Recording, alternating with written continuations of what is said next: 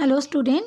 आज जो हम टॉपिक पढ़ने वाले हैं वो है ड्रॉट। ड्रॉट का मतलब होता है सूखा पड़ना। So drought is a condition when there is long period of dryness due to little और no rainfall in a given region. किसी भी इलाके में ड्रॉट वो कंडीशन है जब एक लंबे समय तक कम बारिश होने की वजह से या बिल्कुल भी बारिश ना होने की वजह से लंबे समय तक सूखा पड़ता है। उस सिचुएशन को क्या कहा जाता है? ड्रॉट या सूखा पड़ना कहा जाता है। It is a slow onset hazard that develop over a period of time. ठीक है, और धीरे धीरे ये सिचुएशन जो है वो कई तरह के नुकसान जो है उस पर्टिकुलर एरिया में रहने वाले लोगों को पहुंचा सकते हैं। अब हम इसके कॉजेज देखते हैं, क्यों सूखा पड़ता है। In India droughts mainly occur due to failure of monsoon और द इरेगुलर मानसून। इंडिया में सूखा पड़ने के जो कारण हैं वो दो कारण हैं।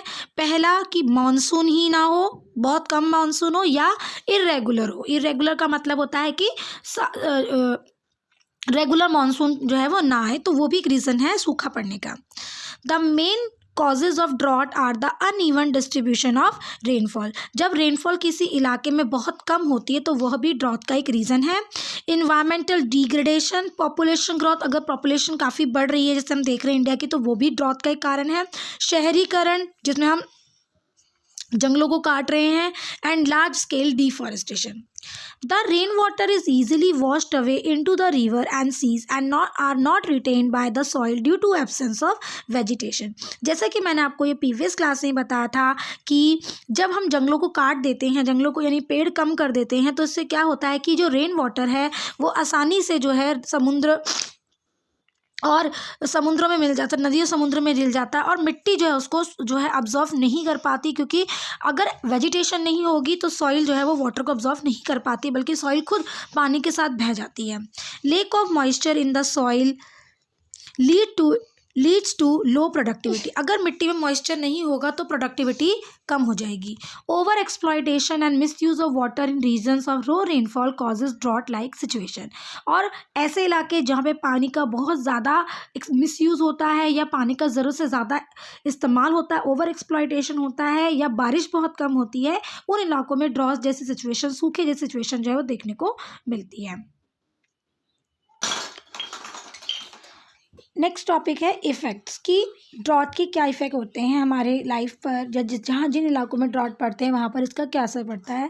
Almost every one of us is affected by drought. हम सभी पर इसका असर पड़ता है। To a farmer it cause heavy loss of crop. एक किसान के लिए इससे उसकी फसल पर बहुत बड़ा नुकसान होता है।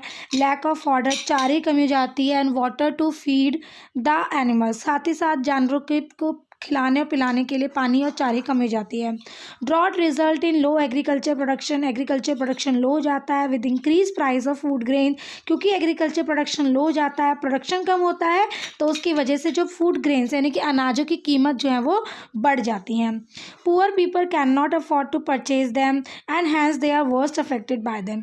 अब क्योंकि अनाज के दाम सूखे की वजह से बढ़ जाते हैं, जिसकी वजह से जो गरीब लोग हैं वो उन्हें उस दामों पर नहीं खरीद पाते, अफोर्ड नहीं कर पाते, और सूखे की वजह से इन गरीब लोगों की जो लाइफ है बहुत ज़्यादा इफेक्ट होती है।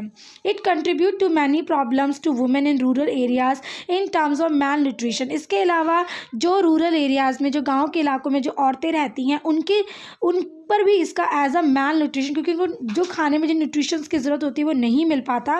And great stress to earn their livelihood due to lack of alternative employment. और साथ ही साथ क्योंकि काम नहीं होता किसानों के पास, तो उनको जो है अपने आजीविका के लिए, लाइवलीहुड के लिए काम की तलाश करनी पड़ती है, यानी कि जो उनका हार्डवर्क है वो बढ़ जाता है।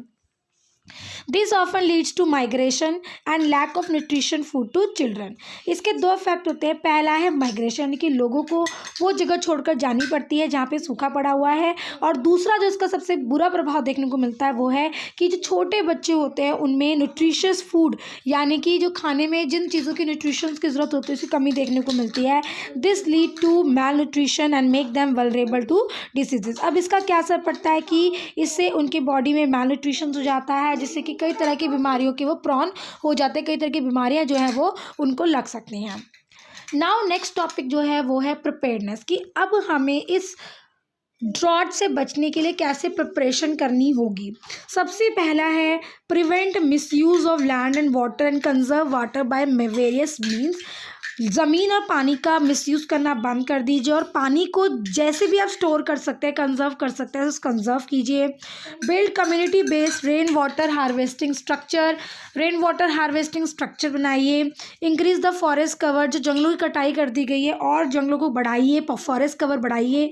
Use alternative crop in drought condition, अगर ड्रॉट कंडीशन आ गई, सूखे कंडीशन आ गई, तो ऐसी फसल उगाई जानी चाहिए जिनको कम पानी की ज़रूरत होती है।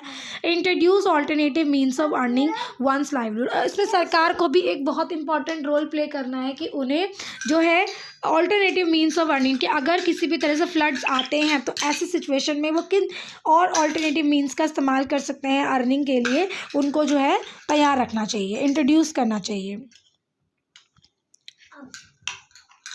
Next is encourage crop and seed insurance schemes. इसके अलावा सीड्स क्रॉप को इंश्योर करना चाहिए, जैसे हम लाइफ इंश्योरेंस कराते हैं अपना, उसी तरह से सीड्स को क्रॉप्स को भी इंश्योर करना चाहिए कि अगर फसल सूखे की वजह से ख़राब हो जाती है तो फिर जो है इंश्योरेंस के थ्रू किसानों को जो है उनका पैसा वापस मिल सके। और लास्ट है recycling of water should be encourage, पानी को रिसाइकिल करना जो है, वाटर रिसाइकलिंग का जो प्रोसेस है उसको लोगों को उसके बारे में जानकारी देनी चाहिए और उसको एनकरेज करने की कोशिश करनी चाहिए ताकि लोग ज़्यादा से ज़्यादा वाटर को रिसाइकिल कर सकें।